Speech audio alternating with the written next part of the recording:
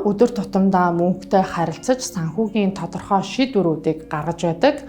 За харин Монгол улсын нийт хүн амын дийлэнх нь санхүүгийн бүтээгдэхүүн үйлчилгээний талаар мэдлэг ойлголттой энгийн тооцоолон бодох үйлдэлүүдийг мэдэж байгаа боловч ирээдүйд хийх хөрөнгө оруулалт, хадгаламж гэх мэт санхүүгийн оновчтой шийдвэрүүдийг гаргах тал дээр бол төдийлөн хангалттай сайн ойлголт мэдээлэлтэй байдгүй байна.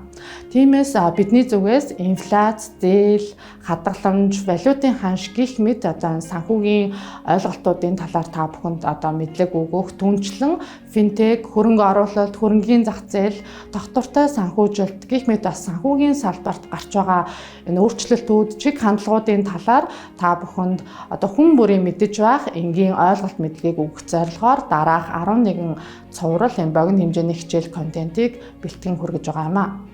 Тэгэхээр хүн болвол санхүүгийн мэдлэг боловсралтай байна гэдэг нь тухайн хүний хувь хүний санхүү ирээдүйд ач холбогдолтой байдгаас гадна иргэн бүрийн гаргаж байгаа санхүүгийн шийдвэрүүд нь улс орны эдийн засагт шууд нөлөө үзүүлж байдаг. Тиймээс иргэдийн санхүүгийн мэдлэг боловсрал сайжирч үүнийгээ дагаад оновчтой шийдвэрүүд гаргах боломж нэмэгдэхийг дагаад эдийн засаг тогтвортой байхад бол нөлөөлж байдаг юм аа.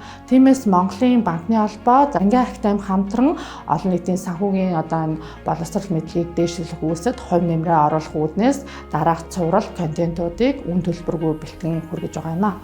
Монголын банкны холбооны гишүүн болон хамтрагч байгууллагуудын мэргэжилтнүүд, сургагч багш нарын бэлтгэн хүргэж байгаа. Дараах цуврал контентууд бол та бүхний санхүүгийн сайн сайхан байдал ирээдүйд хувь нэмрээ оруулж оюунд тань хөрөнгө оруулалт болно гэдэгт итгэлтэй байна.